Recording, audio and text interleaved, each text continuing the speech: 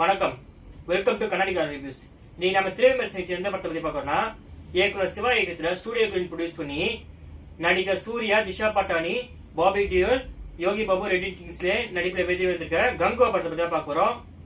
கங்குவா இந்த படத்தோட கதையை பத்தி பார்த்தோன்னா, இந்த படத்துல ரெண்டு கதை இருக்கு. ஒன்னு இப்ப நடக்கிற காலகட்டத்தில் நடக்கிற மாதிரி ஒரு கதை, அதுல சூர்யாவோட பேரு பிரான்சிஸ். அது அப்புறம் 1000 வருஷத்துக்கு முன்னாடி நடக்கிற மாதிரி ஒரு கதை, அதுல சூர்யாவோட பேரு கங்குவா.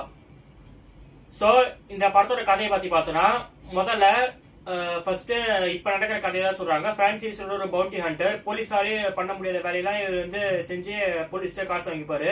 அந்த போலீஸ் ஆபீசர் வேற யாரோட KS ரவிக்குமார் தான். அதே மாதிரி ஒரு பண்ணிட்டு இருக்காரு. எங்கேயோ ரஷ்யால இருந்து ஒரு பையன் கோவால இருக்க விட்டு ஓடி வரான். இவங்க ரெண்டு பேருக்குள்ளேயும் ஏதோ ஒரு எமோஷனல் கனெக்ஷன் இருக்கு. அதுக்கப்புறம் பாத்தீங்கன்னா கொஞ்ச நேரம் கழிச்சு, ஒரு 1/2 மணி நேரம் கழிச்சு 1000 வருஷத்துக்கு முன்னாடி இருந்த கடையை சொல்றாரு கங்குவா. அவர் வந்து சூர்யாவோட பிரான்சிஸ் சூர்யாவோட மறுபிறவி தான், முன்ஜென்ம தான் கங்குவா. அதே மாதிரி அந்த பையனோட முன்ஜென்மம் தான் அதுலயும் இருப்பான். ஒரு 1000 வருஷத்துக்கு முன்னாடி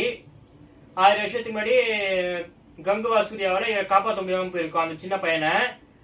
இதுக்கப்புறம் 1000 வருஷம் வச்சு காப்பாத்துறாரா இல்லையா, அதான் இந்த படத்துடைய கதை. அப்படியே கட் பண்ணி பார்ட் 2 எழுதி கொடுத்துறாரு. பார்ட் 2 கிரெடிட் கொடுத்துக்க ஒரு சிறப்பு தோற்றம் வந்திருக்காரு. அவர் சூர்யா நல்ல நெருங்கியவராதான். படம் பார்க்காதவங்களாம் ஸ்பாயிலர் இருக்கக்கூடாதுன்னு அவர் நான் சொல்லல. சோ இப்ப இந்த படத்தோட கதையை பத்தி பார்த்தா, சின்ன படத்தை பத்தி பார்ப்போம். இந்த படத்தை பார்க்கறதும் சுத்திட்டு இருக்க கிராண்டுக்குள்ள நம்மளே போய் விழுறதும் ஒண்ணுதான். ஏன்னா முதல் 1/2 மணி நேரம் ஏதோ கிரைண்டர்ல சுத்தி விட்டா மாதிரி தான் இருந்துச்சு. அது பாட்டுக்கு சுத்தினே இருக்கு, ஒண்ணுமே புரிய மாட்டேங்குது. என்ன நடக்குதே தெரியல, வெறுன்னு போயிட்டே இருக்கு. 10 திஷா பட்டானிக்கும் சூர்யாவுக்கும் ஒரு பிளாஷ்பேக் மாதிரி சொல்லியிருந்தாங்க. அதெல்லாம் ரொம்ப மட்டமா இருந்துச்சு. ஒரு பாட்டு ஒன்று ஒரு எவ்வளோன்ட்டு ரசிக்கிற மாதிரியே இல்லை. யோகி பாபு, ரெட்டி கிங்ஸ்லே படுற காமெடியெல்லாம் பார்க்கும்போது ஒரு செகண்டு எதுக்குடா வாழறோன்ற மாதிரி இருந்துச்சு. இந்த காமெடிலாம் பார்க்கறதுக்கு தூக்கு மாட்டு செத்துலாம் போல இருந்துச்சு. அவ்வளவு முக்கியம் இருந்துச்சு காமெடிலாம். சரி, எப்படியும் இந்த 1/2 மணி நேரம் வந்தா சுத்தினே இருக்குன்னு பார்த்தா, கொஞ்ச நேரம் கிராண்டர்ல குதிச்சா சுத்தினே இருந்து ஒரு இடத்துல போய் சிக்கி போம்பாரு. அதே மாதிரி அந்த 1/2 மணி நேரத்துக்கு அப்புறம் ஒரு இடத்துல சிக்கிட்டாம இருந்துச்சு. அது என்னன்னா, அந்த பழைய காலத்து கதை தான். ஃபைட் சீன்ஸ் எல்லாம் காட்டுறாங்க. கேமரா தூக்கில இருந்து எங்க சொல்றாங்களே தெரியல. ஃபைட் சீன் ஒரு பக்கம் நடந்துட்டு இருக்கு, இலையெல்லாம் மூஞ்சில பறக்கிறது தான் தெரியுது. சினிமாட்டோகிராஃபி செம புவரா இருந்துச்சு. பத்தாததுக்கு அந்த படத்துலயும் அந்த பழங்காலத்துல நடக்கிற மாதிரி நடக்கிற பாட்டுலயும் ஒண்ணுமே பெருசா சூட் ஆகல, மேக்கப்பை தவிர. கதை அது பாட்டு ஓடி இருக்கு, ரொம்ப சப்ப கதையா இருக்கு. காடா ரோடா சுத்திட்டு இருக்காங்க, ஒண்ணு நடக்கிற மாதிரி தெரியல. பாபி டேல் வராரு. அவருக்கு போட்ட மேக்கப் வந்து வேற லெவலா இருந்துச்சு. ஏதோ ஹாலிவுட் படம் வில்லன் ரேஞ்சில் இருந்துச்சு. ஆனா போட்டு என்ன பிரயோஜனம்? இட்லி நல்லா பொசுன்னு சுட்டுட்டு சட்னி அரைக்காம விட்டா என்ன பிரயோஜனம்? அந்த மாதிரிதான் இருந்துச்சு. அவர் வராரு, ரொம்ப யூஸ்லெஸ்ஸான வில்லனா இருக்காரு. வில்லனே சொல்ல முடியாது. ஒருவேளை யோகி பாபுக்கு பதிலாக இவர காமெடினா போட்டாங்க போல இருக்கு, அந்த மாதிரிதான் தோணுச்சு.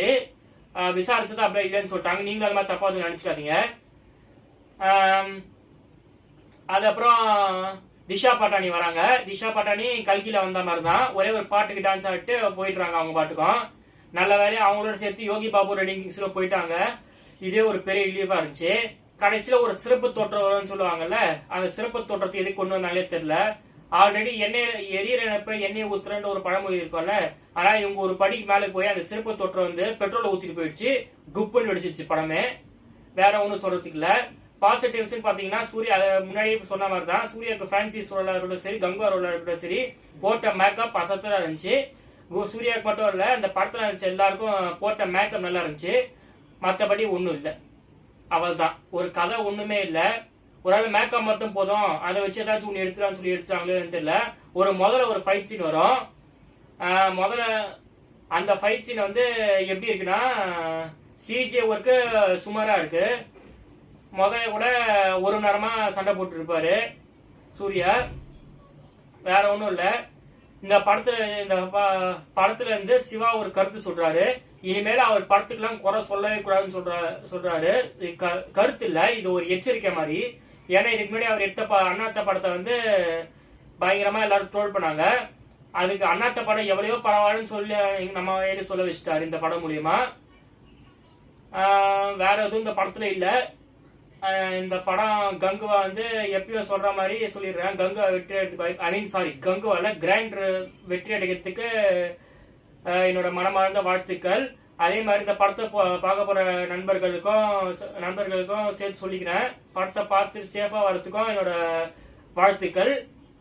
ஏன்னா படத்துல வந்து எது நல்லா இருக்கோ இல்லையோ கங்குவா கங்குவா அப்படின்னு கத்திட்டு இருக்காங்க படத்துல பூரா. பேசாம காதுல ஒரு பஞ்சை வச்சுன்னு போயிருங்க இந்த படத்தை பார்க்கறதுக்கு முன்னாடி. எப்படியோ இந்த படம் எடுத்து வச்சிருக்க அச்சத்துக்கு எல்லா தேட்டரும் காலியே தான் இருக்கும். நல்லா படுத்துட்டு சௌரியமா போய் பார்த்துட்டு வாங்க, காதுல பஞ்சு மறந்துடாதீங்க. ஓகேவா? தேங்க்யூ.